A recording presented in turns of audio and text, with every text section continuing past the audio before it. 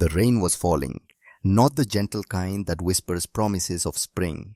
This was October rain, cold, relentless, the kind that soaked through your coat and into your bones, reminding you that winter was coming and you weren't ready for it. Serafina Bancroft stood on the edge of a widow's walk, 50 feet above the churning Atlantic Ocean. Her shoulders screamed in agony. Her fingers white-knuckled and trembling gripped a tiny ankle. Below her, suspended in the darkness, a 2-year-old child with golden curls dangled over the void. "I've got you," Sarah whispered, though she wasn't sure if the words were for the child or for herself. "I've got you, baby. Mama's got you." The little girl's eyes, wide and terrified, locked onto hers. Those eyes, brown as autumn leaves, familiar in a way that made Sarah's chest ache with recognition she couldn't explain. "Mama," the child whimpered. Just that one word, but it was enough to make Sarah hold on even as her grip began to slip. The wind howled, the rain stung like needles, and somewhere behind her a man was screaming her name. But all Sarah could think was, how did I get here 3 weeks earlier? The Gilded Rose sat like a jewel box in the heart of Manhattan's Upper East Side. From the outside, it looked like every other tasteful brownstone on the tree-lined street. Understated elegance, old money whispers. But inside, beneath the crystal chandeliers and behind the velvet curtains, deals were made that would never see the light of day.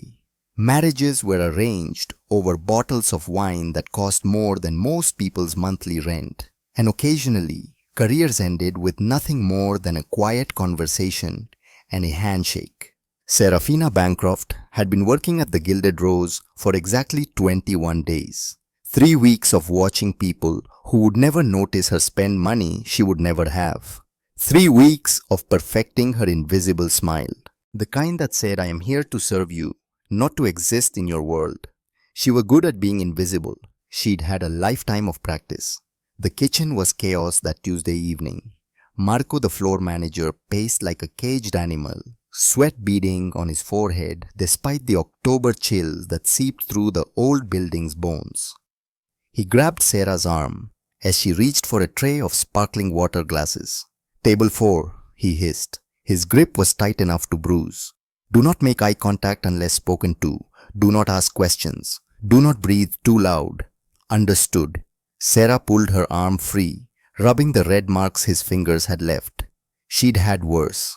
The bruises from the children's home still lived somewhere deep in her muscle memory.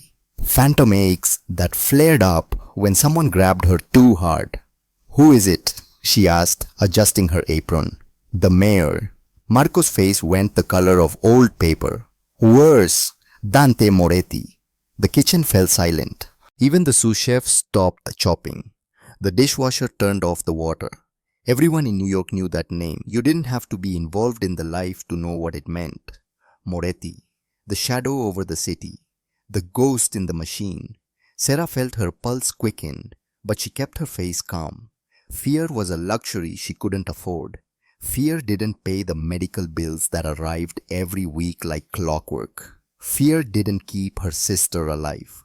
Her phone buzzed in her apron pocket. She pulled it out, glancing at the screen. A text from Ivy. "Bad day. Couldn't get out of bed. Doctor says we need to move faster on the transplant. How's the second job going?" Sarah's throat tightened. She typed back quickly. "Good tips tonight. We'll figure it out. I promise." She was lying. The tips weren't good. They were never good enough. Not for what they needed. $200,000. That's what the heart transplant cost. The one that would save Ivy's life, her baby sister. 23 years old and dying from the same congenital heart defect that had killed their father. Sarah had $47,000 saved. She'd been working 3 jobs for 2 years. Waitressing, cleaning offices at night, weekend shifts at a coffee shop. It still wasn't enough. It would never be enough. The surrogacy 2 years ago was supposed to help. $50,000 for carrying a stranger's baby. It should have been simple, 9 months of discomfort in exchange for hope. But nothing in Sarah's life had ever been simple. "I'll take the table," she said quietly. Marco looked at her like she'd volunteered for a firing squad. Maybe she had. She walked out onto the floor. The usual hum of conversation had dropped to an uneasy murmur. The other diners, people who thought themselves powerful, suddenly looked very small. They knew who had just walked in. They knew what it meant. Table 4, the best seat in the house, secluded with a view of the entrance but hidden from the street. The kind of table where you could see everyone but no one could see you unless you wanted them to. The man sitting there looked like he'd been carved from marble. 32 years old according to the whispers. But his eyes were ancient, dark, the kind of eyes that had seen too much and forgotten nothing. He wore a suit that probably cost more than Sarah made in 6 months. His hair was dark, touched with silver at the temples. A scar cut through his left eyebrow, a thin white line that somehow made him more beautiful rather than less. But it wasn't the man that caught Sarah's attention. It was the child. She sat in a high chair beside him, tiny hands folded in her lap. 2 years old maybe, golden curls that caught the candlelight, brown eyes too old for her face. She clutched a worn velvet rabbit, its fur matted from being loved too hard for too long. The little girl was perfectly still, silent, watching the room with those solemn eyes. Sarah felt something twist in her chest, a phantom pain, the kind that had no name but lived in the spaces between heartbeats. She approached the table, water pitcher in hand. Her hands were steady. That was good. She'd practiced this, practiced being nothing, nobody, just another server in a city full of people no one remembered. "Good evening, sir," she said. Her voice was calm, professional, empty, still or sparkling. Dante Moretti didn't look up from the menu. Sparkling, and warm milk for the girl, not hot, warm. Of course. As Sarah reached over to pour the water into his crystal glass, her wrist brushed the edge of the table. The movement released a faint scent from her skin. Vanilla soap, lavender lotion, the cheap kind she bought at the drugstore on the corner, the only luxury she allowed herself. The man went rigid. He looked up, and for the first time their eyes met. The impact was physical, like touching a live wire, like falling. Sarah felt her breath catch, felt something ancient and terrifying wake up in the back of her mind. For just a second, she saw something flash across his face. Recognition, pain, but it was gone as quickly as it came, replaced by cold indifference. "Be quick," he said. His voice was ice over gravel. Sarah nodded. She turned to the child, forcing warmth into her voice despite the hammering of her heart. "And for you, little one," she whispered, bending slightly so she was at eye level with the girl, "what would you like?" The child lifted her head slowly. When their eyes met, the world stopped. Sarah felt it. A jolt of electricity, a sense of wrongness and rightness all tangled together. Something in her chest cracked open. Something she'd locked away 2 years ago and sworn never to touch again. The little girl dropped her velvet rabbit. It hit the floor with a soft thud that seemed to echo in the sudden silence. The child's mouth opened. Her bottom lip trembled. Tears began to pool in those brown eyes, spilling over, running down her round cheeks. Dante Moretti leaned forward immediately, his cold mask cracking. "Aria, tesoro, what is it? Are you hurt?" But the little girl ignored her father. She reached out with both small hands, grasping at Sarah's apron strings. Her fingers clutched the fabric like she was drowning and Sarah was the only solid thing in the world. Then it happened. The sound was rusty, small, broken, like a door that hadn't been opened in years. "Ma!" Sarah froze. The water pitcher trembled in her hand. Dante Moretti went completely still. "Ma! Ma!" The word was louder this time, clearer. The little girl Aria was crying now, reaching, straining against the high chair straps. Her face was red with the effort of making sounds she'd never made before. "Mama, mama, mama." The entire restaurant went silent. Forks paused halfway to mouths. Conversations died mid-sentence. Even the kitchen sounds faded away. Sarah stood frozen. She couldn't move, couldn't breathe. That word, that impossible word, it unlocked something in her. Something buried so deep she'd convinced herself it was dead. 2 years ago, a white room, a beeping monitor, pain that felt like dying, and then nothing. Numbness. A doctor with cold hands and colder words. I'm sorry, the baby didn't make it, stillborn. It's better if you don't see her. Better if you let go. She'd let go, she'd taken the money, she'd flown back to New York and paid for her father's funeral and tried to forget. But the body remembers what the mind tries to bury. Dante Moretti stood up. His chair scraped against the floor with a sound like a scream. He was tall, imposing, radiating a dangerous energy that made the security guards at the door step forward, hands moving to their holsters. He looked at his daughter, who was screaming now, wailing with a desperation that tore at something primal. Then he looked at Sarah. His face was a mask of confusion and rising fury. Who are you? His voice was low, deadly, a promise of violence wrapped in silk. Who sent you? Nobody, Sarah stammered. She stepped back, clutching the water pitcher to her chest like a shield. I'm just a waitress, I swear. I've never met you before. I don't know what's happening. My daughter, Dante said, moving around the table. Each step was deliberate, predatory. My daughter hasn't spoken a single word in her entire life. She doesn't speak, she doesn't cry. And tonight she looks at you and calls you mother. He grabbed Sarah's wrist. His grip was iron. He pulled her arm up into the light, examining the inside of her forearm, looking for something. A tattoo, a mark, proof of deception. Let me go, Sarah cried out. Daddy, no, Arya screamed, a full sentence, clear as crystal. Daddy, no hurt, mama. The staff was frozen. Marco was dialing something on his phone under the host stand, but one of Dante's guards simply shook his head. No police, not here, not ever.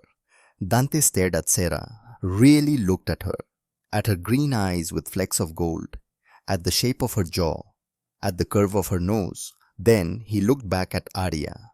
The resemblance was faint, buried under baby fat and different hair colors. But it was there, in the eyes, in the way they both tilted their heads when they were thinking. But that was impossible. Catherine, his wife, the woman who had given birth to Arya, she was the dead, had been dead for 2 years. He'd seen the body. He'd buried her in the family plot in Geneva. Unless everything had been a lie. Dante released Sarah's wrist, but he didn't step back. He signaled to his head of security, a massive man who looked like he could break concrete with his bare hands. Clear the restaurant, Dante ordered. His eyes never left Sarah's face. Boss, the guard started. Everyone out, Dante roared. He swept a wine glass off the table. It shattered against the wall with a sound like a gunshot. Panic erupted. Patrons grabbed their coats and scrambled for the exits. Marco ushered the staff into the kitchen. Within 90 seconds, the Gilded Rose was empty except for Dante, his guards, his sobbing daughter, and a terrified Serafina Bancroft. Dante picked up Arya, soothing her instantly. She buried her face in his neck, still reaching back over his shoulder toward Sarah. Her small hand opened and closed, grasping at air. Mama, she whimpered. Want mama. Dante turned to Sarah. His voice dropped to a terrifying calm, the kind of calm that comes before something breaks. You aren't going home tonight. He glanced at her name tag. Serafina. You can't do this. This is kidnapping. Call it what you want, Dante said, wiping a tear from Arya's cheek with surprising gentleness. But until I find out why my daughter thinks you are the woman I buried 2 years ago, you belong to me. He nodded to the guard. Bring the car around. We're going to the estate. As the guard moved toward her, Sarah felt a sudden sharp memory pierce through her mind. A cold room, a beeping monitor, a man's voice, muffled, speaking to someone else. Take the child before she wakes up. She can't know. The Morettis paid for silence. The memory was so strong she almost fainted. As a black hood was placed over her head, her last coherent thought wasn't fear for herself. It was the realization that the little girl's scream had unlocked a door in her mind she hadn't known was locked. She didn't know who Dante Moretti was, not really. But she knew with absolute certainty that she knew that baby. The drive to the Moretti estate took 45 minutes. It felt like hours. Sarah sat in the back of a bulletproof Mercedes SUV squeezed between two guards who smelled like gun oil and expensive cologne. The hood was still over her head. She could hear the rain hammering against the windows, could feel every turn, every acceleration, every sudden stop. In the front seat, Dante held Arya. The little girl had finally fallen asleep, her breathing soft and even. But every time the car hit a bump, she would stir and whimper, "Ma." And every time Sarah felt Dante's eyes in the rearview mirror, cold, calculating, trying to solve an equation that didn't make sense. When the car finally stopped, Sarah heard gates opening, electronic, heavy, the kind that said, "You're not leaving unless we let you." The hood was removed. She blinked in the sudden light of the circular driveway. The estate was massive, a sprawling mansion that looked like it had been transplanted from the Italian countryside and dropped onto the cliffs of Long Island. Marble columns, manicured gardens, and beyond it, the dark Atlantic Ocean churning under the storm. To anyone else, it would have looked like a palace. To Sarah, it looked like a prison. She wasn't taken to a dungeon. That would have been too obvious.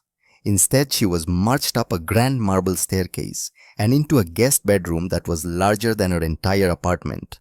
4-poster bed, silk sheets, a bathroom with heated floors, and a shower big enough for 3 people.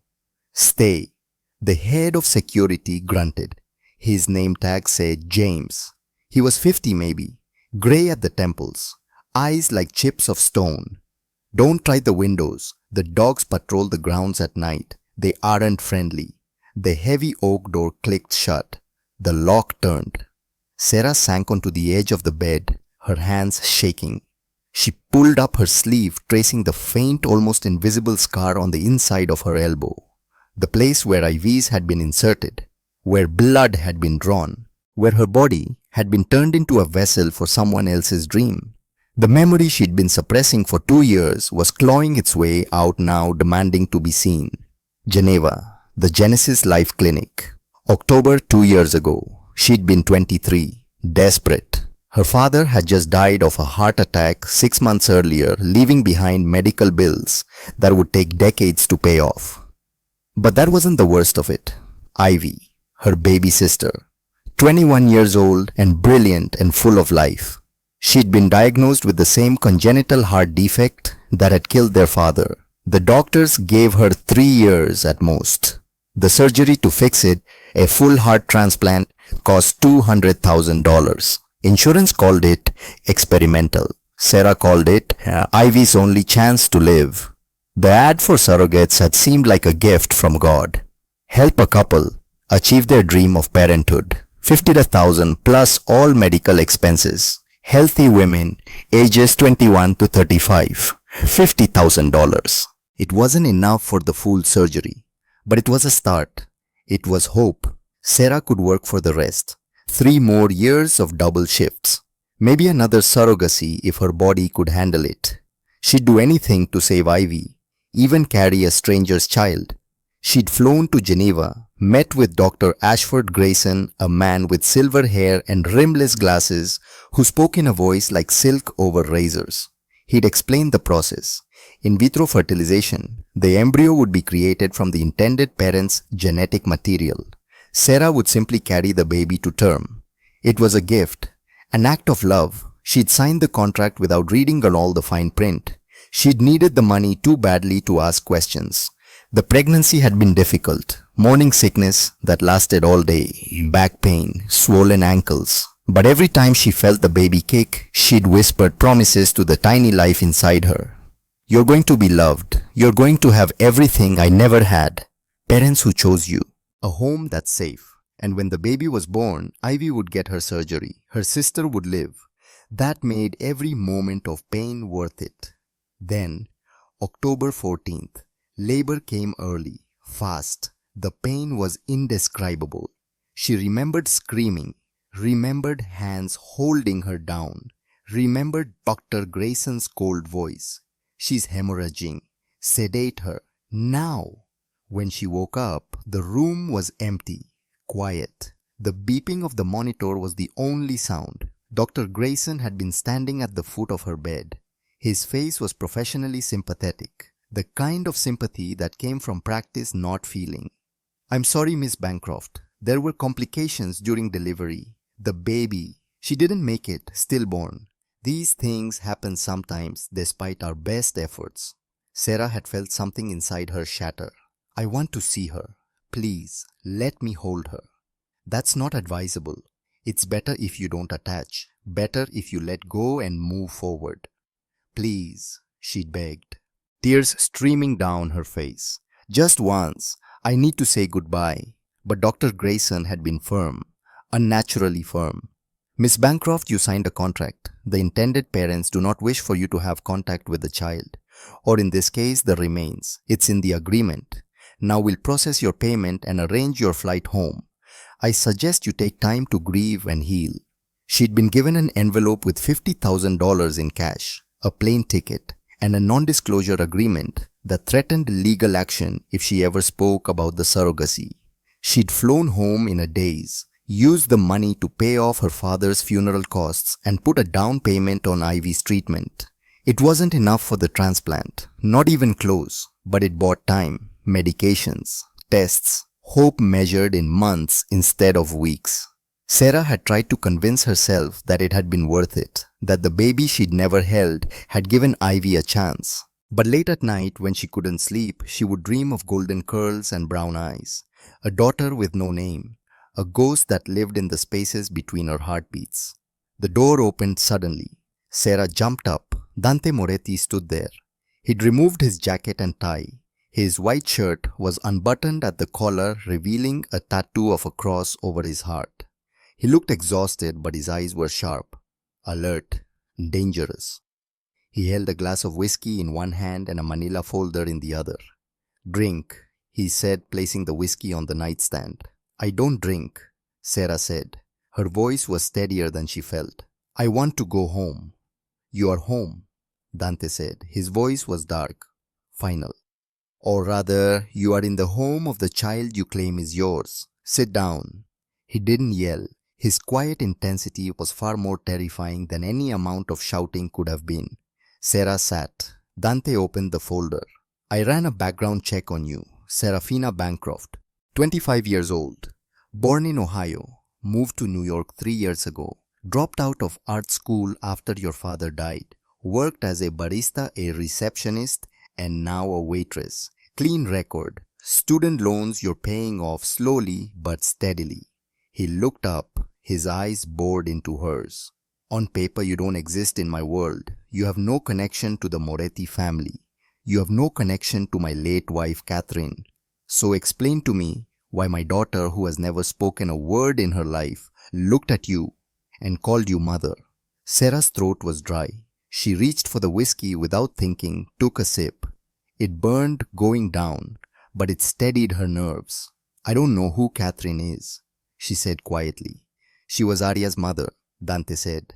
He was watching her face like a predator watches prey, looking for the lie, the crack in the armor. She died giving birth to Arya in a private clinic in Geneva, October 14th, 2 years ago. The glass slipped from Sarah's hand. It hit the carpet with a dull thud, whiskey spreading like blood. "October 14th, she whispered. Dante's eyes narrowed. "Does that date mean something to you?" "That's the day I gave birth." The air in the room seemed to vanish. Dante set the folder down slowly, very slowly. "Explain. Now." Sarah began to cry. The tears were hot and fast, 2 years of grief pouring out in a flood she couldn't control. "I was a surrogate," she said. The words came in broken gasps. "I was 23. My father had just died 6 months before. But that wasn't why I did it. It was for my sister, Ivy. She has the same heart defect that killed our father. She needs a transplant. $200,000. I've been working 3 jobs for 2 years and I still only have $47,000 saved." She wiped her eyes with the back of her hand. "The surrogacy paid $50,000. It was supposed to be the first step. Enough to buy time, medications, tests. I thought if I could just get enough for the down payment, we could finance the rest. But then," Her voice broke. But then Dante prompted. His voice had changed. The edge of fury was still there. But underneath it was something else. Something that might have been understanding. They flew me to Geneva, Sarah continued. Genesis Life Clinic. They implanted the embryo.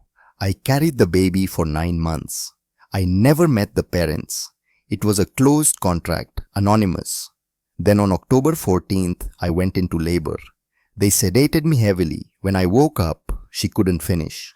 When you woke up, Dante asked softly. Dr. Grayson told me there were complications. He said the baby was stillborn. A girl. He said it was better if I didn't see her. Better if I didn't attach. He gave me the money and a ticket home the next day. Sarah looked up at Dante, tears streaming down her face. I've been mourning her for 2 years. I named her in my head. Rose. I thought she was dead. I used the money to keep my sister alive a little longer. Every month I send money to the hospital. Every month they tell me Ivy's getting worse. And every night I dream about the baby I never held. Dante stood up and walked to the window. He stared out at the dark ocean, his reflection ghostly in the glass. His hands were clenched into fists at his sides.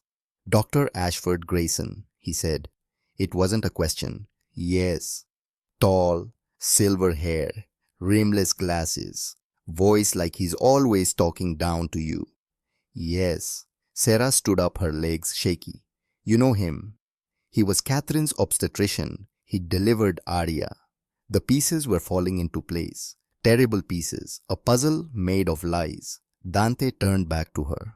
My wife told me that she was pregnant, but she spent most of the pregnancy in Europe, shopping for the nursery, she said, getting away from the stress of New York. I was busy. There was a war with the rival family. The Russians were moving into our territory.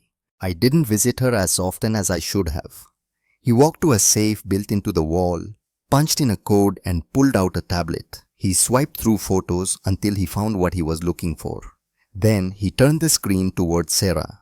It was a photo of a baby, maybe a few weeks old, golden curls, brown eyes, and there on her left shoulder a small birthmark, strawberry-shaped, distinctive.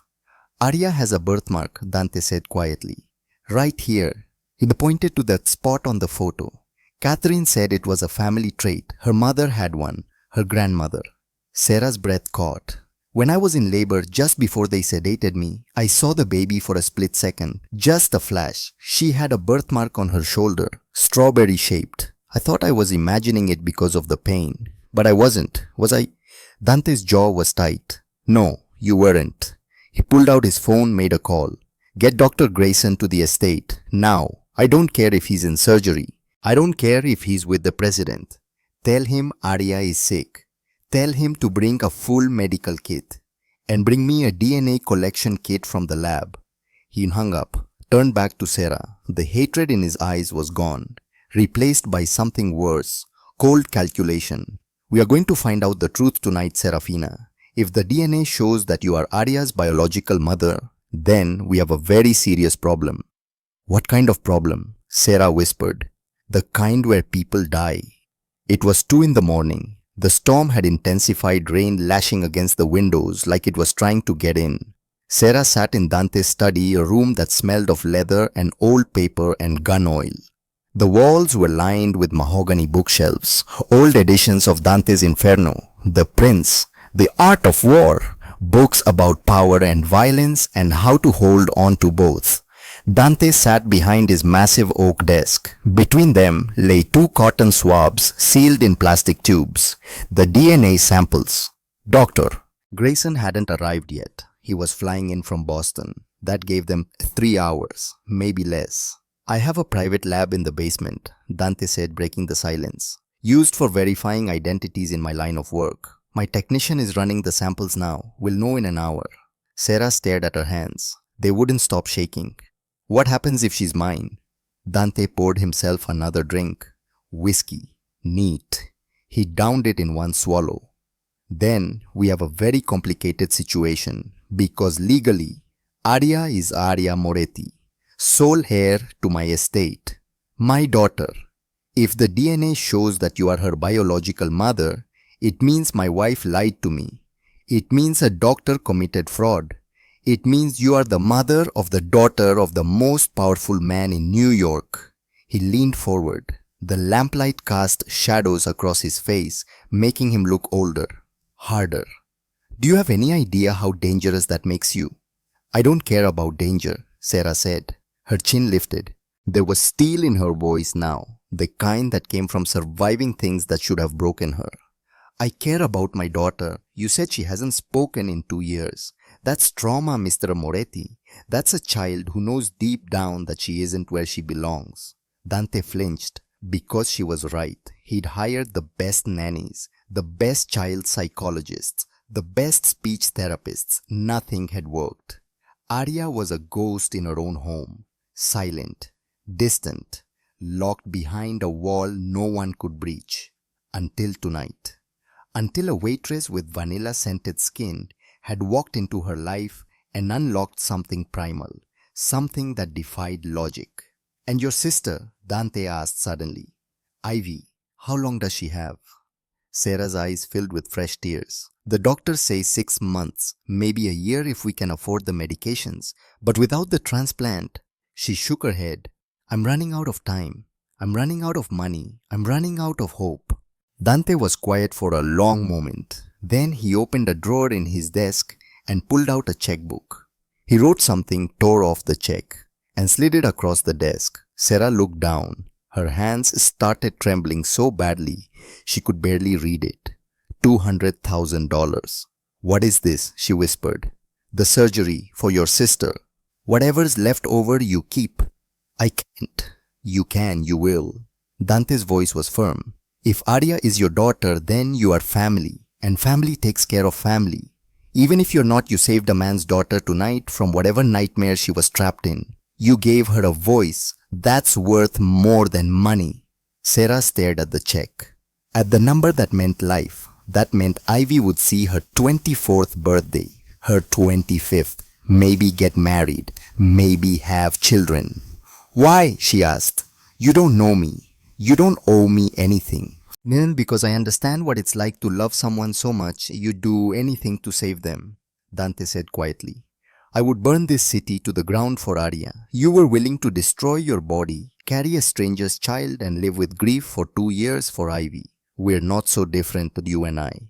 Suddenly, the study door creaked open. A small figure stood there in a silk nightgown, golden curls wild from sleep, clutching the velvet rabbit. Arya. She must have escaped from the nursery. The nanny had probably fallen asleep. Dante started to stand. Arya Tesoro, go back to bed. But Arya wasn't looking at him. Her eyes were locked on Sarah. She walked slowly across the room, her bare feet silent on the Persian rug. She walked right past her father and stopped at Sarah's chair. Sarah held her breath. Slowly, carefully, she lowered her hand, palm up. An invitation, not a demand. Arya hesitated. 2 years of silence. 2 years of walls. 2 years of feeling wrong in her own skin. Then, she placed her small hand in Sarah's. The contact was electric. Arya let out a long, shuddering sigh, like she'd been holding her breath for her entire life and could finally exhale. She climbed up onto Sarah's lap, curled into a ball and closed her eyes. Mama, she whispered, so soft it was almost inaudible. Mama here. Dante watched, frozen. He'd never seen Arya initiate physical contact like that. She usually flinched when people touched her, screamed when strangers came too close. But with Sarah she melted, like she'd finally come home. The intercom on Dante's desk buzzed. It was the lab technician. His voice was nervous, shaky. Boss? Dante pressed the button. He didn't take his eyes off Sarah and Arya. Go ahead. I ran the markers 3 times, just to be absolutely certain. And it's a match, boss. The technician's voice was barely audible. Probability of maternity is 99.9999%. The woman is the biological mother. Dante closed his eyes. The truth hit him like a physical blow. His wife Catherine had been desperate. She'd known he wanted an heir, known their marriage and the alliance between the Moretti and Castellano families depended on producing children. When she discovered she was infertile, she hadn't told him, couldn't tell him. the shame, the fear, the certainty that he would leave her. So she'd hired a surrogate, used Dante's genetic material without his knowledge. And when her own eggs failed, when the embryos wouldn't take, she'd authorized the clinic to use the surrogate's eggs instead, planning to pay everyone off, planning to take the secret to her grave. But Catherine had died before she could complete the deception, hemorrhaged during delivery. An embolism, the doctor said. And Dr. Grayson, seeing an opportunity, had cleaned up the mess. He'd gotten rid of the surrogate by telling her the baby was dead. And he'd handed the newborn to the grieving mafia boss, likely charging the Moretti accounts a fortune for neonatal care over the years. The perfect crime, except for one thing. The baby had remembered. Dante looked at Sarah. She was rocking Arya, humming a lullaby. Tears streamed down her face, dripping onto Arya's golden curls. "She's mine," Sarah whispered. "She's really mine." "Yes," Dante said. His voice was rough with emotion he hadn't felt in years. The test confirmed it. Sarah buried her face in Arya's hair, sobbing with relief. "Oh God, oh my baby girl."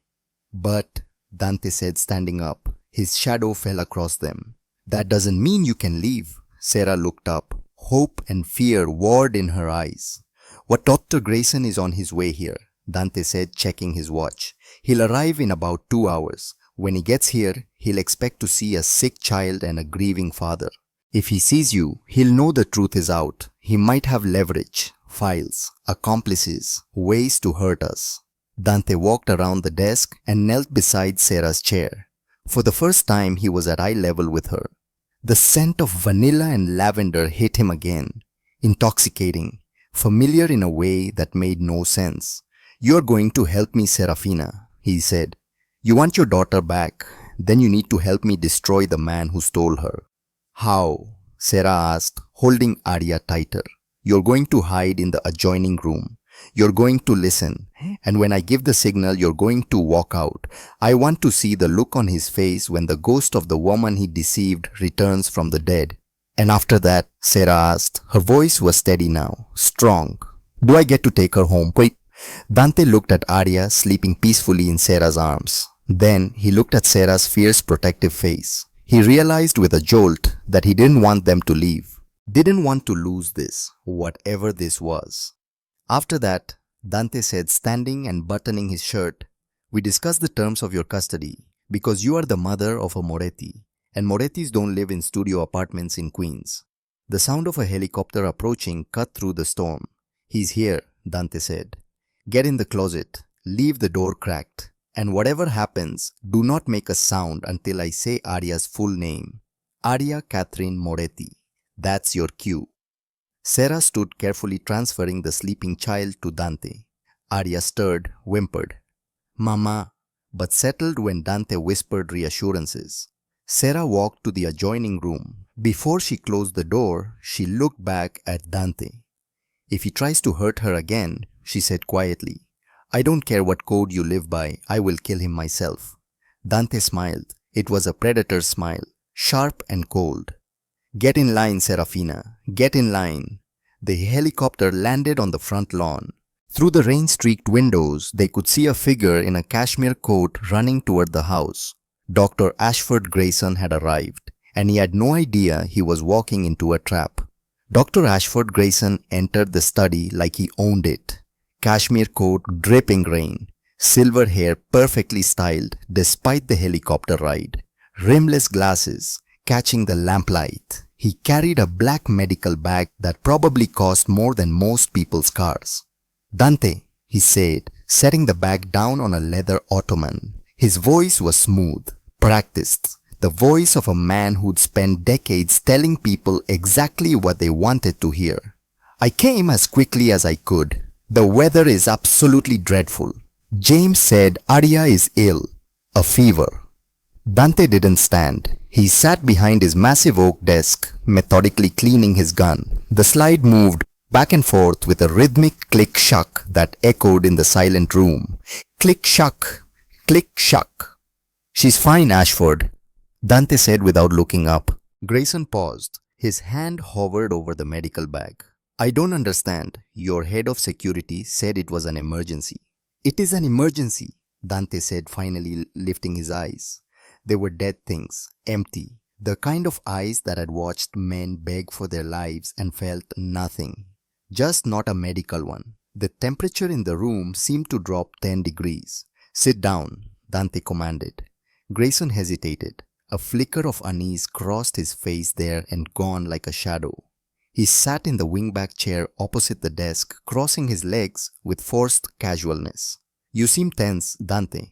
Is this about the Castellano territory dispute? You know I prefer not to be involved in the business side of things. This is family business, Dante said. He reached into his drawer and pulled out the 2 plastic tubes. The DNA swabs, he tossed them onto the desk. They clattered loudly in the silence. Grayson stared at them. His face went rigid. The color drained from his cheeks, leaving him looking like a wax figure under the lamplight. What is this? His voice was an octave higher than normal. I had a guest tonight, Dante said. His tone was deceptively light, conversational, the way you might discuss the weather before a storm. A waitress, she had a very interesting reaction to Arya. And Arya, well, she spoke for the first time in her life. Grayson's Adam's apple bobbed. Trauma response. The child is projecting. It's common in selective mutism cases. She sees a female figure and attaches the maternal label she's been missing. I've seen it dozens of times. That's what I thought, Dante nodded. So I tested them, just to be sure. He leaned forward. The gun rested near his hand, close enough to reach. Why does a waitress from Queens share 99.9999% of her genetic markers with my daughter Ashford? Grayson opened his mouth. No sound came out. He licked his lips. Tried again. Dante, listen to me. The medical procedures involved in surrogacy are complex. There can be anomalies in the... Anomalies. Dante's voice was a roar that shook the bookshelves. He slammed his hand on the desk. The gun jumped. You told me Catherine died of an embolism. You told me the child was hers. You told that girl her baby died. I did what I was paid to do, Grayson snapped. His composure was cracking like ice under pressure. He stood up, backing toward the door. Catherine begged me. She was desperate. Her eggs weren't viable, but her uterus was scarred from endometriosis. We tried the surrogate with her eggs, but the embryos wouldn't stick.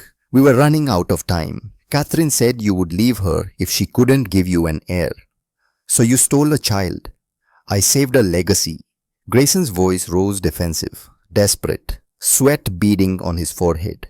We used the surrogate's egg with your genetic material. It was a biological necessity. When Catherine died on the table, he choked. When she hemorrhaged out, I panicked. I had a dead wife and a child that wasn't hers. If I told you the truth that the baby wasn't Catherine's, you would have rejected it. You would have killed me for the deception. So you cleaned it up, Dante said quietly. Too quietly. Yes, I told the surrogate the baby was stillborn. I showed her a body. Another stillborn from the hospital. I gave her the money and sent her away. Then I gave you a daughter. Everyone won. Everyone won. Dante repeated the words like they were poison in his mouth. Except the mother who has been grieving a ghost for 2 years. Except the sister who's dying because the money wasn't enough for her surgery. He looked toward the closet door. The signal. Serafina. The door opened. Sarah Bancroft stepped out.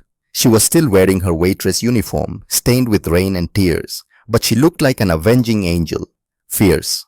Beautiful in the way fire is beautiful. Dangerous and bright and impossible to look away from.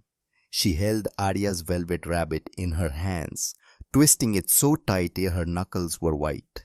Grayson looked at her like he was seeing a phantom. His face went from pale to gray. You told me she was dead, Sarah whispered. She walked toward him slowly. Each step was deliberate, measured, the kind of walk that says, I've been waiting for this moment. I asked to hold her. I begged you, and you told me to let go while you handed my baby to him. It was a contract. Grayson spat, trying to regain his authority. You were a vessel. You were paid $50,000. You signed away your rights. I signed a contract for a living child, Sarah screamed. The sound echoed off the walls, raw, primal.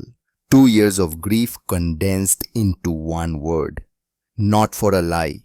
And that money, it wasn't enough. My sister is dying, 23 years old and dying because I trusted you. Dante stood up, moving around the desk like a predator circling prey. You're right about one thing, Ashford. You did clean it up, but you missed the spot. He grabbed Grayson by the lapels of his expensive coat and slammed him against the bookshelves.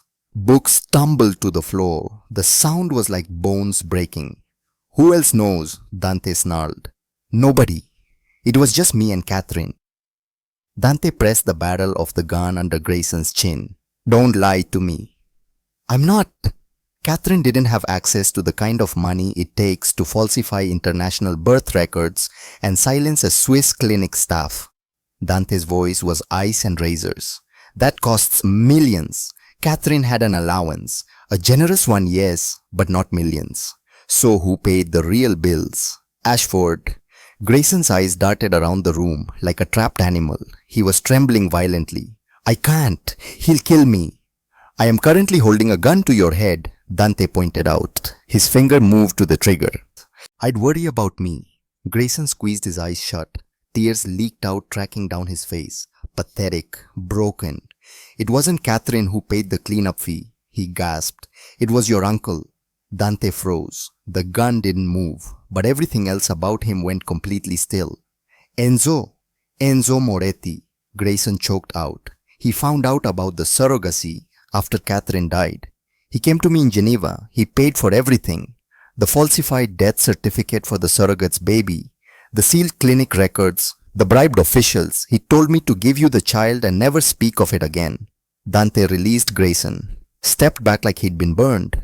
Why would Enzo want me to raise a child that wasn't Catherine's? Because of the trust. Grayson coughed, straightening his coat with shaking hands. Your father's will. You only inherit full control of the Moretti Trust, the shipping lines, the legitimate businesses, if you have a biological heir by the age of 35. Without Arya, the control reverts to the next in line. To Enzo, Sarah realized. Her voice was hollow. Exactly, Grayson said. He looked at Sarah with something almost like pity. He didn't do it for you, Dante. He did it so you would be distracted, playing father to a miracle baby while he skimmed millions off the top of the shipping business. And if he ever needed to remove you, he could just reveal the truth, that your heir is illegitimate, that she's the daughter of a surrogate. You'd lose everything.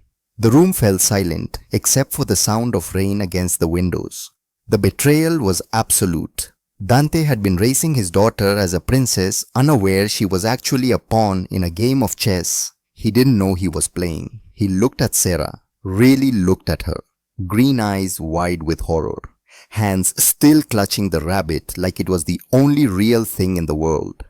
He knows who you are, Dante said quietly. If Enzo knows the truth, he knows you're the loose end. What does that mean? Sarah asked. But she already knew. She could see it in Dante's face. It means as long as Enzo Moretti is breathing, you are a target. Dante nodded to the door. James entered, followed by 2 other guards. Silent, efficient, men who'd done this before. Take the doctor to the boat, Dante ordered. His voice was empty, mechanical. Go deep, past the continental shelf. Dante, no! Grayson screamed as the guards grabbed him. I can help you. I have the files, I have evidence. Dante, please. His screams were cut off as the heavy oak doors slammed shut. Dante stood alone in the center of the room, the weight of his empire pressing down on him like a physical thing. He turned to Sarah. She was shaking. Her eyes were wide with the horror of what she just witnessed, what she just ordered by walking through that door. You just killed him, she whispered. I protected my family, Dante corrected. He walked toward her. The adrenaline was fading, leaving a strange vibrating tension between them. Electric, dangerous. And whether you like it or not, Serafina, that now includes you. Dawn broke cold and grey over the Atlantic. Sarah woke in the guest room. The door was unlocked this time. Not a prisoner, but not free either. Something in between, something undefined. She slipped out of bed, still wearing the oversized silk shirt Dante had given her the night before. His shirt. It smelled like expensive cologne and gun oil. She should have hated it. Instead, it made her feel safe, in a way she didn't want to examine too closely. She walked down the marble hallway, her bare feet silent, following the sound of voices, soft, gentle, completely at odds with the violence of the previous night. The nursery was painted in soft clouds, cream and powder blue, more toys than a department store. A rocking chair by the window, and in the center of the room, on a plush rug, sat Dante Moretti. He looked completely out of place. A man built for violence and power sitting cross-legged on the floor in wrinkled dress pants and an unbuttoned white shirt, building a tower of blocks with his daughter. Arya was sitting opposite him, clapping her hands. Up, up, she chirped. Her voice was bright, happy, nothing like the desperate screaming of the night before. Dante placed another block. The tower wobbled. Careful, tesoro, he murmured. Mama, Arya asked, looking toward the door. Dante turned. When he saw Sarah standing there, the hard lines of his face softened momentarily. Just for a second. Then, the mask was back. He stood up, brushing invisible dust from his pants. She slept through the night, first time in months. Sarah walked into the room. She didn't look at Dante. She only had eyes for Arya, the little girl who was hers, whose existence she'd mourned for 2 years. She sat down on the rug. Arya immediately crawled into her lap, burying her face in Sarah's chest. I missed 2 years, Sarah whispered. Her voice broke. I missed her first steps, her first tooth. 2 years of her life. You won't miss anything else, Dante said. He walked to the window, looking out at the grounds where armed guards now patrolled with German shepherds. The security had tripled overnight because everything had changed. So what happens now? Sarah asked, looking up at him. Do I get a paycheck? Am I the nanny? You can't be the nanny, Dante said. His voice was grim. Enzo knows you exist. He likely knows Grayson is missing by now. If he connects the dots, if he realizes, I found the surrogate, he will come for you. If you leave this house, you will be dead within an hour. So I'm a prisoner, Sarah said. Her voice rose. I didn't ask for this. I didn't ask to be part of your mafia wars. I just wanted to save my sister. And you will, Dante said. He pulled out his phone, sent a quick text. I'm having my people expedite Ivy's surgery. She'll be at Mount Sinai by tomorrow. The best cardiac team in the country. Everything paid for. She'll be healthy, Serafina. You have my word. Sarah felt tears burn her eyes. Why? Why would you do that? Because you're Arya's mother. And because I understand what it's like to love someone so much you'd sacrifice everything. And what about me? Sarah asked. What happens to me? There is only one way to keep you safe, Dante said. He walked over to a small safe in the wall, punched in a code, pulled out a black velvet box. He turned to Sarah. One way to make sure Enzo cannot touch you without declaring open war on the entire commission. He tossed the box to her. Sarah caught it, opened it. Inside sat a ring. Massive emerald-cut diamonds surrounded by sapphires. Old, heavy. The kind of ring that had history, weight, meaning. What is this? She asked, but she already knew. My grandmother's ring, Dante said. You and I are getting married. Sarah laughed, a harsh hysterical sound. You're joking. I met you yesterday. You kidnapped me. I am saving your life. Dante stepped closer. His presence was overwhelming. He smelled like coffee and the ocean. Think, Serafina. If you are just the surrogate, you are a liability. A loose end to be cut. But if you are my wife, if you are Mrs. Dante Moretti, then you are untouchable. Attacking a Don's wife is a violation of the old codes. Even Enzo wouldn't dare strike you directly. And what about us? Sarah gestured between them. We don't know each other. You scare me. Fear is good, Dante said. His eyes were intense, burning. Fear keeps you alive. We don't need to love each other, Serafina. We just need to convince the world that we do. We need to sell the story that we met, fell in love, and that I am protecting my daughter's biological mother. We will figure out the lie, the cover story. Make it believable. And if I say no, then I give you a check for $5 million. I put you and Ivy on a plane to a non-extradition country, and you never see Arya again. The threat hung in the air. It wasn't malicious, it was a statement of fact. Dante couldn't let Sarah take Arya. And Sarah knew with a sinking heart that she could never leave her child again. She looked down at Arya. The little girl was chewing on a wooden block, oblivious to the fact that her mother was bartering her soul. I have conditions, Sarah said. Her voice was trembling but firm. Dante raised an eyebrow. Oh, I'm not just a prop. I raise her my way. No more bodyguards in the nursery. No more guns around the baby. And I want access to the outside world. I won't be a bird in a cage. Negotiable, Dante said. Anything else? Sarah stood up, holding Arya on her hip. She walked up to Dante until they were inches apart. She was small, barely came up to his shoulder. But she looked him dead in the eye. You sleep in your room, I sleep in mine. This is a business arrangement, nothing more. Dante looked at her mouth, then her eyes. A flicker of heat passed through him. Something he hadn't felt in years. Desire mixed with admiration. She was brave, stubborn. Most people cowered before him. She was negotiating. Agreed, Dante said. It was a lie. He knew it. She probably knew it too. But they both needed the fiction for now. Put the ring on, he commanded. Sarah hesitated. Then she slid the heavy, cold metal onto her finger. It fit perfectly. Good, Dante said. He checked his watch. Rolex. Probably worth more than Sarah had made in her entire life. My lawyer will be here in an hour to handle the legal paperwork. We'll sign the marriage documents today. Today? Sarah's eyes widened. Enzo already knows something is wrong. We don't have time to waste. Dante's voice was firm, final. You need legal protection now, not tomorrow, now.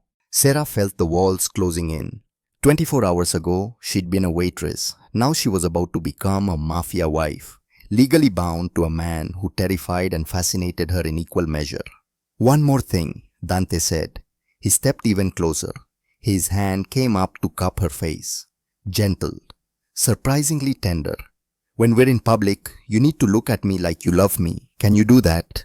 Sarah's breath caught. This close, she could see flecks of gold in his dark eyes, could feel the heat radiating from his body, could smell cedar and danger and something intoxicating she couldn't name. I can act, she whispered. Good, Dante murmured. His thumb traced her cheekbone. So can I. Then he stepped back. The moment shattered. He was all business again. Get some rest. We have a lunch appointment in 3 hours. With who? With Uncle Enzo. Dante smiled. It was a shark's smile, sharp and cold and promising violence. It's time he met his new niece.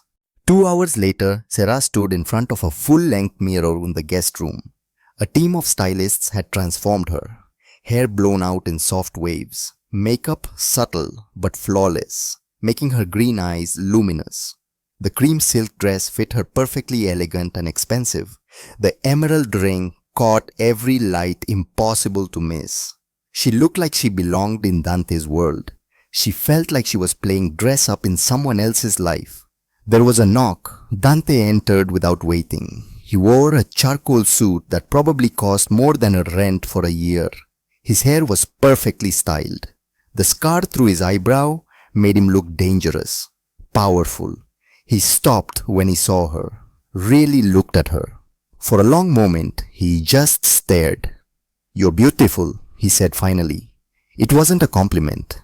It was a statement of fact. Sarah's cheeks flushed. Thank you. Dante walked over to her. From his pocket, he pulled out a small stack of documents. Sign these. Sarah looked down. Marriage license, legal documents, her name and his, bound together on paper. This is real, she whispered. This is survival, Dante corrected. Sign. Sarah took the pen. Her hand trembled, but she signed. Serafina Moretti. The name looked foreign. Impossible. Dante signed next to her name. His signature was bold, decisive, final. As of this moment, he said, "You are legally my wife. Arya is legally our daughter. Everything I have, you have. Everything I protect for you." He offered her his arm. "Ready, Moretti." Sarah took his arm. The muscle beneath was solid, strong, real. "No," she said honestly. "But let's go anyway." They walked down the stairs. The lawyer was already gone. The paperwork filed. James waited by the door with the motorcade. But as they stepped outside, a delivery van screeched to a halt at the gate. A courier jumped out holding a long rectangular box. "Delivery for Mr. Moretti." James intercepted it immediately, scanned it with detection equipment. His face went pale. "Boss, you need to see this." Dante took the box, opened it slowly. Inside were 12 dead roses, their heads snapped off, stems broken, and nestled among them was a child's velvet rabbit, identical to Arya's. But this one was soaked in red paint, fresh, wet. A card lay on top. Dante read it. His jaw clenched so tight, Sarah could hear his teeth grind. He handed it to her. The handwriting was elegant, old-fashioned, cursive. "She looks just like her mother. Let's hope she has better luck." Sarah's blood turned to ice. "He knows. Enzo knows I'm here. He's known since last night," Dante said. His voice was deadly calm, the kind of calm that comes before an explosion. "This is his opening move. He's telling us he can reach us whenever he wants." He looked at James. "Triple the guards, no one in or out without my personal authorization, and get Rosa to take Arya to the panic room. Now. Boss, now." James ran back into the house. Dante turned to Sarah. His eyes were blazing. "Change of plans. We're not going to lunch. What are we doing? We're going to war." The motorcade raced toward neutral territory. Connecticut, a private estate owned by the Commission. Neutral ground, where disputes were settled without bloodshed. Sarah sat in the back of the bulletproof SUV trying to process everything. 24 hours ago, she'd been worried about tip money. Now she was racing toward a confrontation with a mafia boss who wanted her dead. "What's the plan?" she asked. "There is no plan," Dante said. His jaw was tight. "Enzo has made his move. He's threatening you, threatening Arya. The only way to stop him is to face him directly. On neutral ground in front of witnesses, he can't kill us without violating every code the Commission holds sacred. And after, when we leave neutral ground, then we're fair game," Dante said grimly. "Which is why we're not leaving until this is settled." The estate appeared through the trees, a massive Victorian mansion.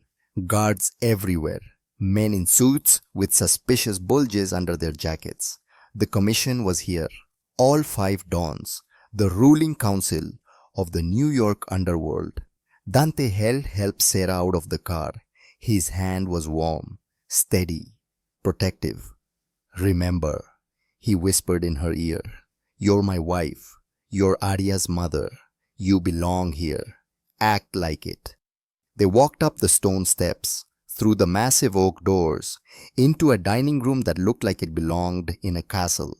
And there, sitting at the head of the table, like he owned the place, was Enzo Moretti. He was 62, but looked 50.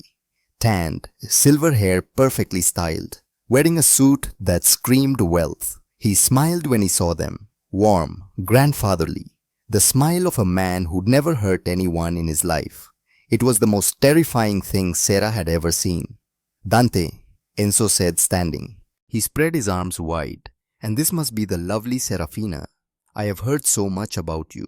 He walked toward them, every step deliberate, predatory, beneath the civilized veneer. "Welcome to the family, my dear." He took Sarah's hand, kissed it. His lips were cold. Sarah forced herself not to flinch. "Thank you, Uncle Enzo." "Uncle Enzo," he repeated, tasting the words. "How formal. Please call me Enzo. After all, we're family now." His eyes dropped to her ring. The emerald caught the light. "Grandmother's ring. How sentimental, Dante. I didn't know you had it in you." "There's a lot you don't know about me," Dante said. His voice was ice. Clearly, Enzo gestured to the table where the other dons sat, watching, judging. Please sit, we have much to discuss. They sat, Sarah between Dante and the wall, strategic positioning. She could feel Dante's thigh pressed against hers under the table, solid, real, anchoring. So Enzo said, pouring himself a glass of wine, Tell me, Serafina, how did you and my nephew meet? It's all so sudden, so romantic. This was the test. The lie had to be perfect. Sarah took a breath, channeled every ounce of courage she had. We met at my father's grave, she said. Her voice was steady, clear.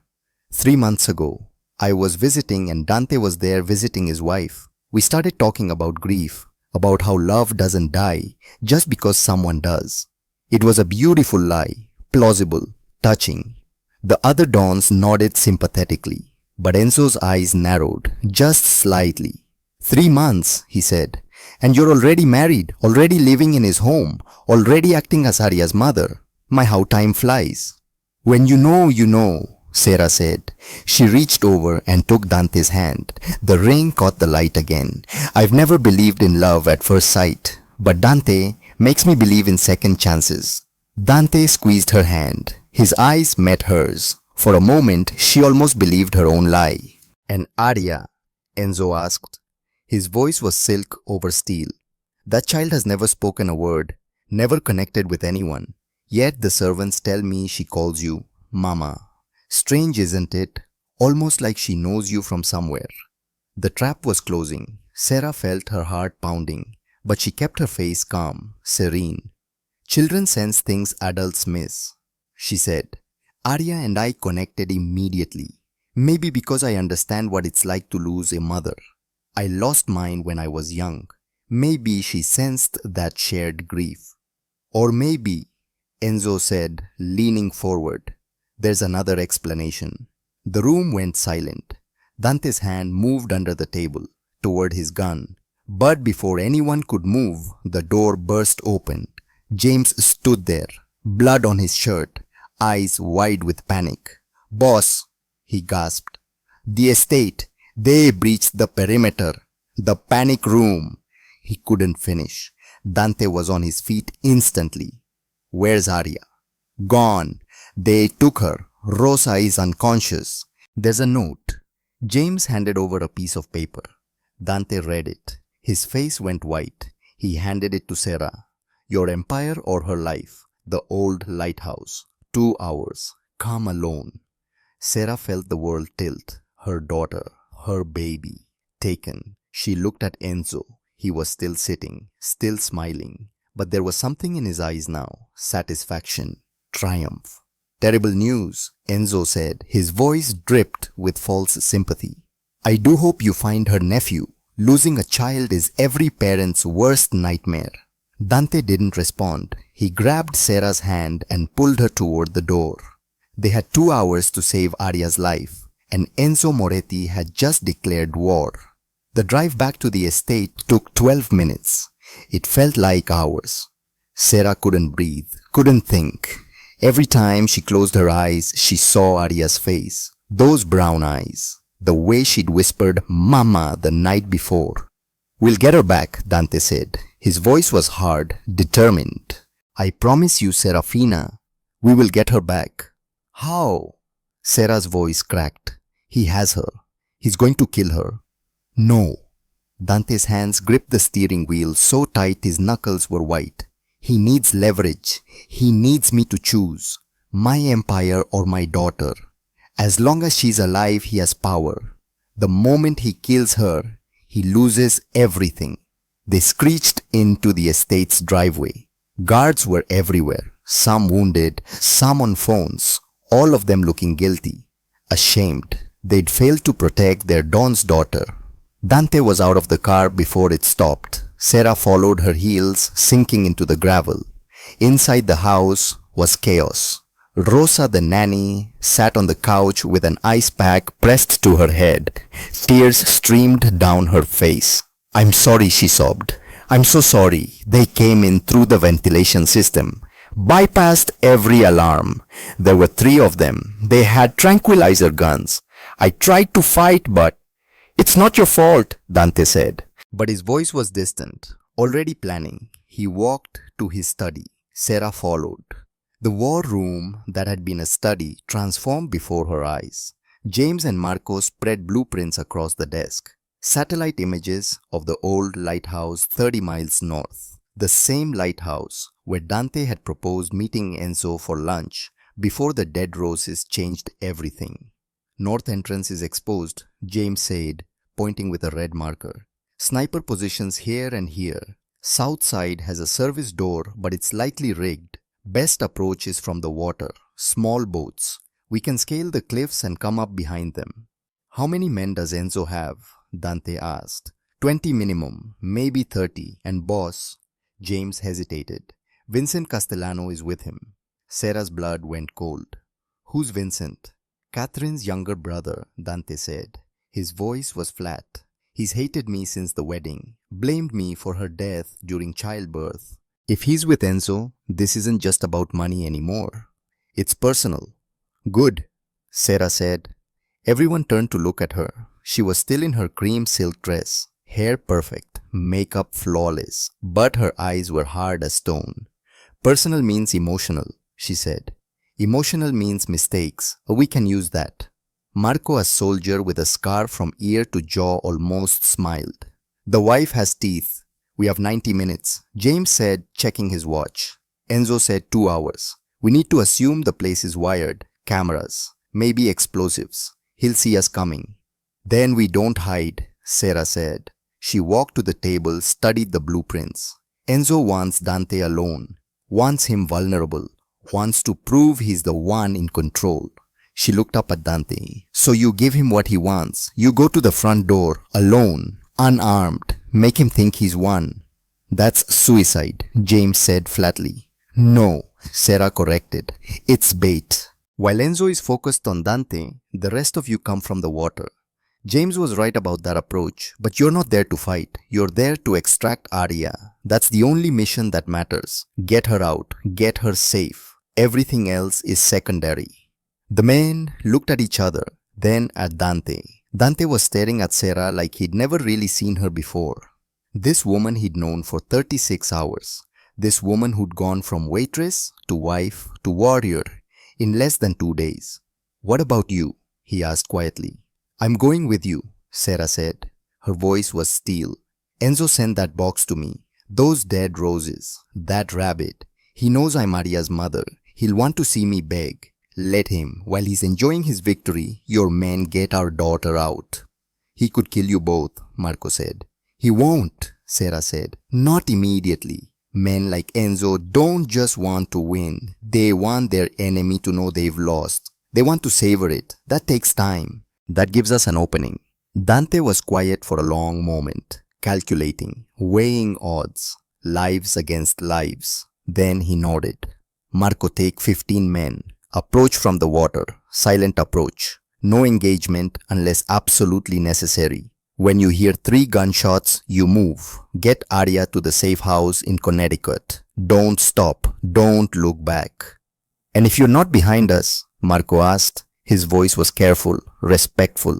Then you raise her, Dante said.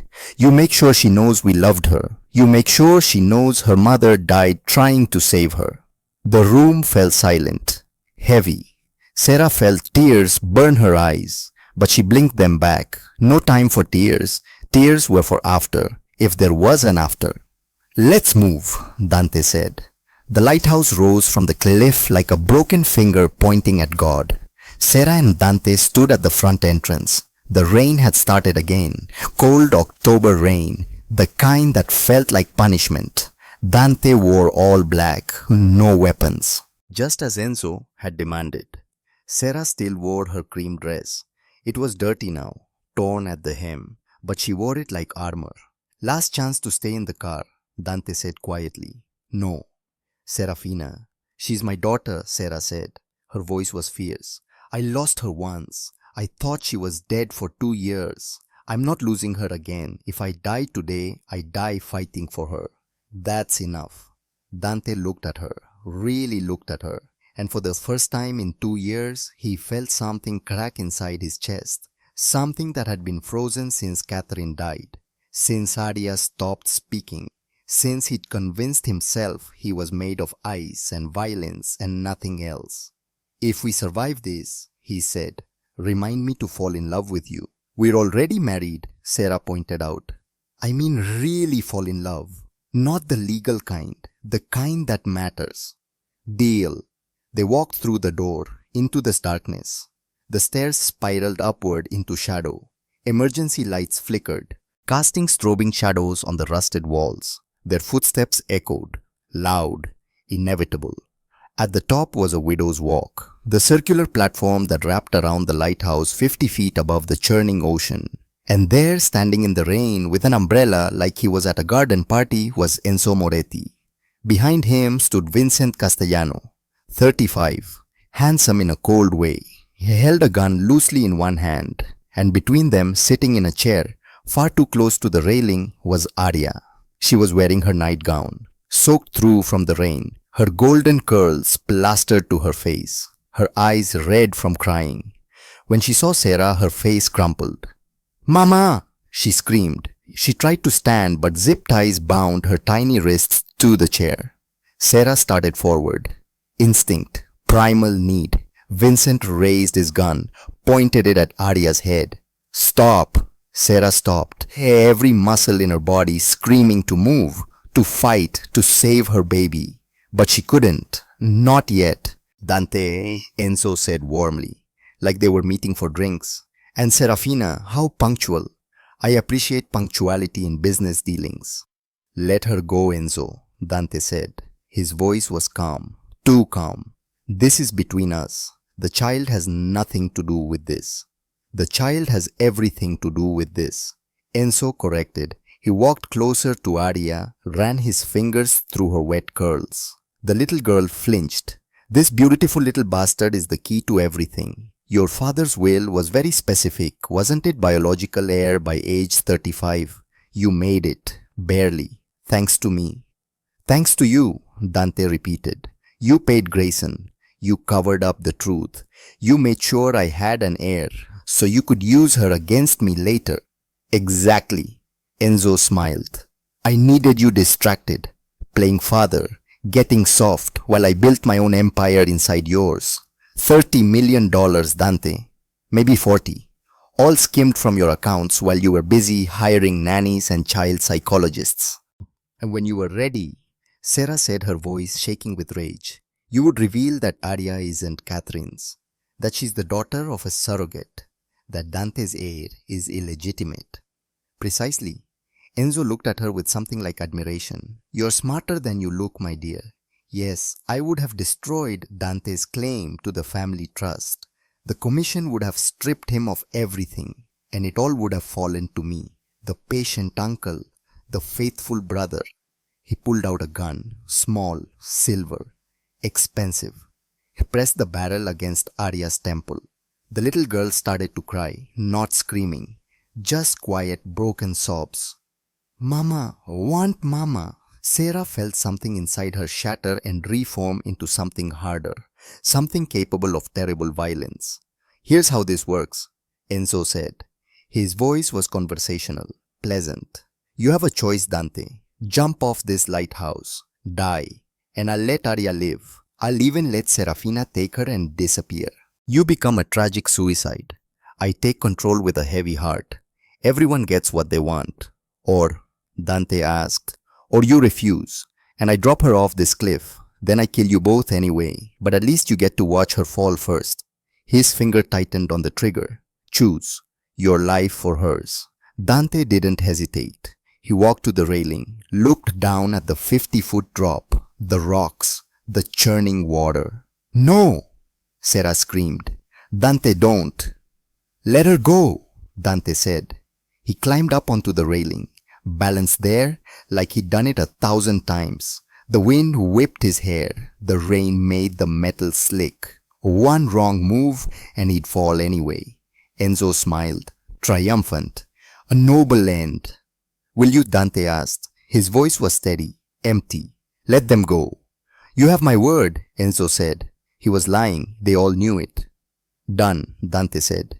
and he stepped off the railing, but he didn't jump. He dropped to his knees on the platform. His hand shot out, grabbed something from the ground, a piece of metal rebar, rusted, sharp. In the same motion, he drove it upward into Vincent's leg. Vincent screamed. The gun went off wildly. The bullet hit the lighthouse wall. Enzo turned, shocked. He'd expected Dante to jump, to die, to be noble. He'd forgotten that Dante Moretti was a survivor first.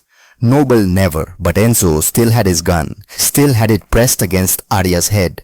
Clever, Enzo said. Blood dripped from his mouth. He was smiling, but not clever enough. He moved his finger to the trigger, and Sarah moved. She'd been inching forward the whole time, slow, imperceptible, while Enzo was focused on Dante. Now she lunged. Her shoulder hit Enzo's gun arm. The weapon flew from his hand, skittering across the wet platform. Enzo stumbled, grabbed the chair for balance, the chair with Aria in it. It tipped. Aria screamed, and the chair with Aria still zip-tied to it went over the edge. No! Vincent screamed. Even he hadn't wanted this, hadn't signed up for killing a child. But Sarah was already moving. She didn't think, didn't plan, didn't calculate odds. She threw herself across the platform. Her body slammed into the railing. Her ribs screamed. Something cracked. But she jammed her arm through the gap between the bars, reaching down into the void. Aria was falling. The chair had broken away from the zip ties. The little girl was tumbling through the air, her nightgown billowing like wings, her eyes wide, terrified. Sarah's hand shot out. Her fingers closed around Aria's ankle. The weight nearly tore Sarah's arm from the socket. She screamed. The pain was blinding, white hot, but she held on. She was dangling halfway off the platform now, 50 feet of nothing below her, the ocean churning against the rocks, Aria's weight dragging her down, the rain making everything slippery. "I've got you!" Sarah gasped. Blood filled her mouth. She'd bitten through her tongue. "Mama's got you, baby. Hold on." Aria looked up at her, those brown eyes, so wide, so trusting. "Mama," she whimpered. Enzo looked down at them, at Sarah hanging by one arm, at the child dangling over the abyss. He picked up his gun from where it had fallen, aimed it at Sarah's head. "Persistent," he said. "I'll give you that." The gunshot echoed across the water, but it didn't come from Enzo's gun. Enzo's head snapped back, a red mist in the rain. He stumbled, looked down at his chest, at the hole that had appeared there, right over his heart. He turned. Dante stood behind him, holding Vincent's gun, the one Vincent had dropped when Dante stabbed him with the rebar. "You talk too much," Dante said quietly. Enzo opened his mouth. Blood bubbled out. He reached for Dante, like he wanted to say something important. Then he toppled backward, over the railing, into the darkness. They didn't hear him hit the water. Vincent stood frozen, hands up, surrendering. "I didn't know. I swear I didn't know he'd actually hurt her. That wasn't the plan. I just wanted." "Shut up," Dante said. He tossed the gun aside, then he ran to the railing. He grabbed Sarah's free arm. His hands locked around her wrist like iron. "I've got you," he said. "Pull. On 3. 1, 2, 3. He hauled upward with strength born of desperation. Sarah came up and over the railing, and Aria with her. They collapsed on the platform, a tangle of limbs and rain and tears. Dante wrapped his arms around both of them, held them so tight it hurt, but none of them cared. Aria was sobbing. Sarah was sobbing. Even Dante's eyes were wet, though he'd deny it later. "Family," Aria whispered. Her small hands touched Dante's face, then Sarah's, back and forth. "Mama, Daddy, family." Boots pounded on the stairs. Marco and his team appeared, guns drawn, ready for war, but the war was over. Enzo Moretti was dead. Vincent Castellano was surrendering, and the Moretti family was alive, broken, battered, but alive. 3 days later, the commission met in the same Victorian mansion, neutral ground, all 5 dons present. Dante sat at one end of the table, Sera beside him, her arm in a sling, dislocated shoulder, 3 cracked ribs, but alive. Don Carmine, the eldest of the commission, spoke first. We've heard the accounts. Enzo Moretti attacked his own nephew, attempted to murder Dante's legitimate heir, violated every code behold sacred. He looked at Dante. The commission finds Enzo guilty of treason. His death was justified. His assets are forfeit to you, Dante. The Moretti empire is yours, undisputed. Relief flooded through Sera. It was over, really over. However, Don Carmine continued, there is the matter of the child, Aria. We've reviewed the Genesis life documents, the surrogacy contract, the DNA evidence. Sera's stomach dropped. No, please no. The commission recognizes that Aria Moretti is the biological daughter of Dante Moretti and Serafina Moretti. The circumstances of her birth, while irregular, do not invalidate her legitimacy. She is a Moretti. She is the heir. Sera felt tears of relief stream down her face. Furthermore, Don Carmine said, looking at Sera, the commission recognizes your marriage to Dante Moretti. You are me, Moretti, under our protection. Any man who touches you answers to all of us. It was a promise, a threat, a shield. They were safe. The meeting adjourned. Dante and Sera walked out into the autumn sunlight. Vincent Castellano was being loaded into a car, heading to exile in Sicily. He'd live, but he'd never set foot in America again. He looked at Sera as he passed. I'm sorry. For what it's worth, Catherine would have liked you. Sera didn't respond. Couldn't. Too much had happened. Too much blood. Too much pain. Dante's hand found hers, squeezed gently. They went home. 6 months later, the gardens at the Moretti estate had been transformed. What was once cold marble and imposing gates was now warm and alive. Flowers everywhere. String lights hanging from trees. Music drifting on the breeze. The vow renewal ceremony was small. 40 people. Just family and trusted friends. 6 months ago, Dante and Sera had signed papers in a study with only a lawyer as witness. It had been about survival, legal protection, a shield against the Enzo's threat. This was different. This was about choice.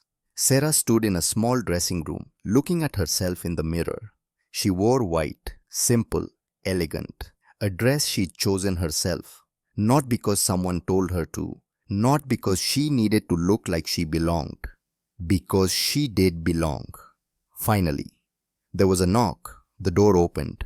Ivy stood there, 24 years old, healthy, gloriously, miraculously healthy. The heart transplant had happened 3 months after that terrible night at the lighthouse. Dante had paid for everything. The best cardiac team in the country. The best aftercare. He'd even paid for Ivy's final year of college. You saved my life, Sera had said when she tried to thank him. You saved mine, Dante had replied. We're even. Now Ivy wore a pale blue dress. Bridesmaid, sister, survivor. You look beautiful, Ivy said, tears in her eyes. Don't, Sera warned. If you cry, I'll cry and my makeup will run. Too late, Ivy laughed through her tears. She hugged Sera carefully, mindful of the shoulder that still ached on cold days. Are you ready? Ivy asked. Yes, Sera said, and she meant it. The ceremony took place in the garden, chairs arranged in semicircles, an archway of flowers at the front.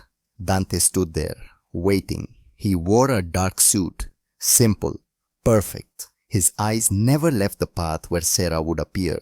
Music started, soft, instrumental. Arya appeared first, flower girl, 2.5 years old. She took her job very seriously, walking slowly, dropping petals one at a time. Counting under her breath, she wore a white dress with a pink sash. Her golden curls were wild, her brown eyes bright. 1, 2, 3, she whispered. Drop, step. 4, 5, 6. Drop, step. The guests smiled, melted. When she reached the front, she looked at Dante seriously. I did good, Daddy. Perfect Principessa, Dante said. His voice was thick. Then Sera appeared. Dante forgot to breathe. She walked alone. No father to give her away. She'd never had one, but she didn't need one. She'd fought her own battles, survived her own wars, saved her own life and the lives of everyone she loved.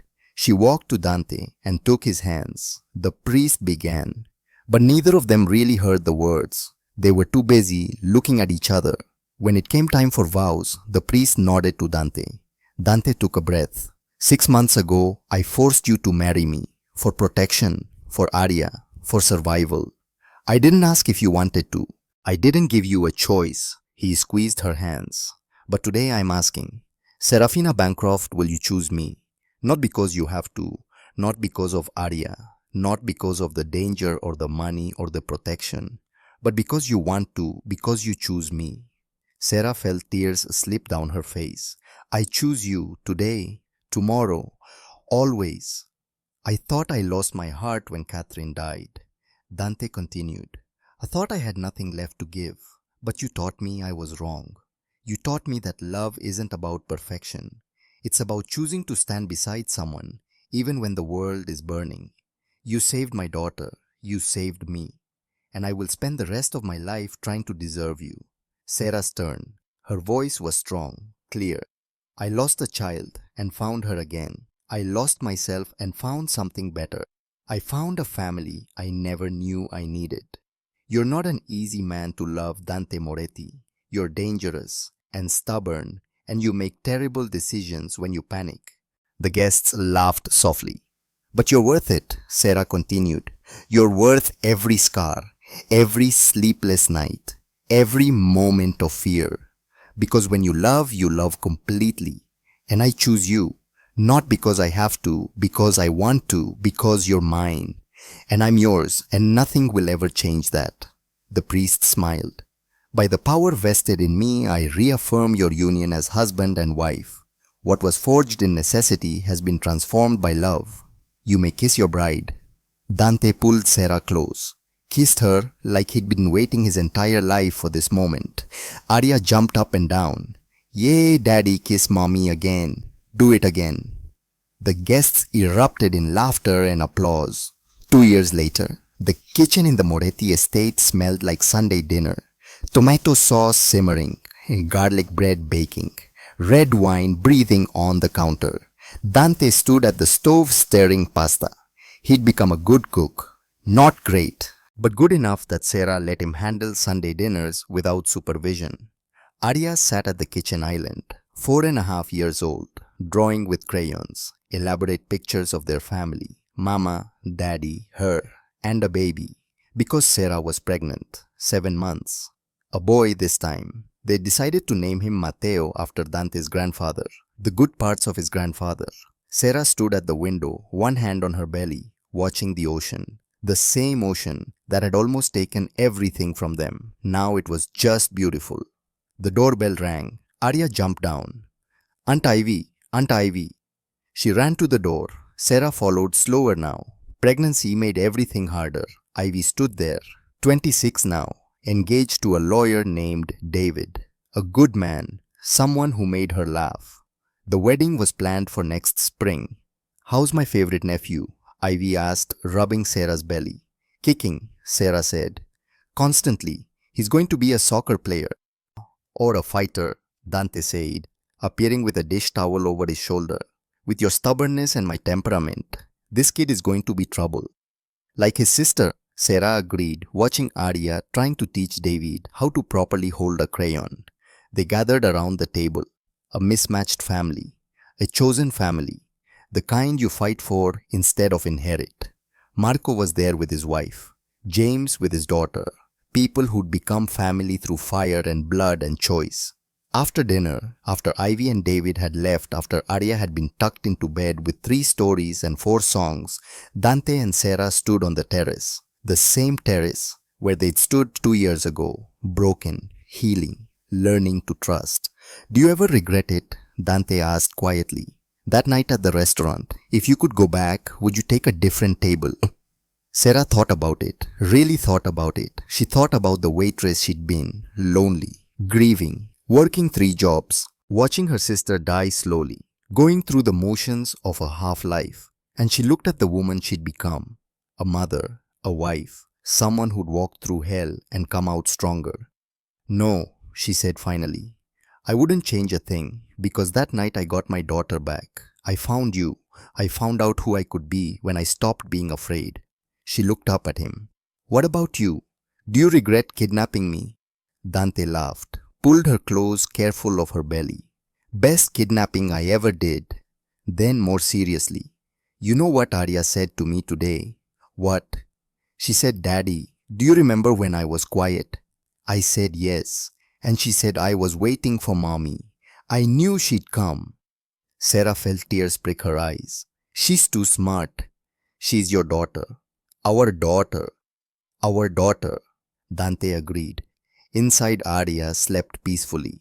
No more nightmares, no more silence, just dreams of babies and families, and a world where love was stronger than fear. And in Sarah's belly, Mateo kicked, strong, healthy, loved before he was even born. This was family. Not the one Sarah had been born into, not the one Dante had inherited, but the one they'd built, piece by piece, choice by choice, fight by fight. It wasn't perfect. Dante still had nightmares about the lighthouse. Sarah still woke up, panicking, needing to check that Arya was breathing. They still argued about security and freedom and how much to tell Arya about where she came from. But they loved each other, fiercely, completely, the kind of love that catches falling children and faces down monsters and chooses you every single day. Serafina Bancroft had been just a waitress, trying to survive in a city that didn't care if she lived or died. She'd mourned a child for 2 years, carried guilt and grief like stones in her pockets. But the day a silent little girl looked at her and said, Mama, everything changed. She found her daughter, found a man worth fighting for, found herself. They say blood makes you family. But Sarah learned that love does, the kind of love that makes you catch a falling child. The kind that makes you stand between danger and the people you protect. The kind that chooses you every single day. She'd walked into the Gilded Rose as nobody. Invisible. Forgotten. She'd walked out as a mother. A wife. A survivor. And she wouldn't change a single moment. Not the terror. Not the pain. Not the impossible choices. Because all of it every single second had led her here. Home.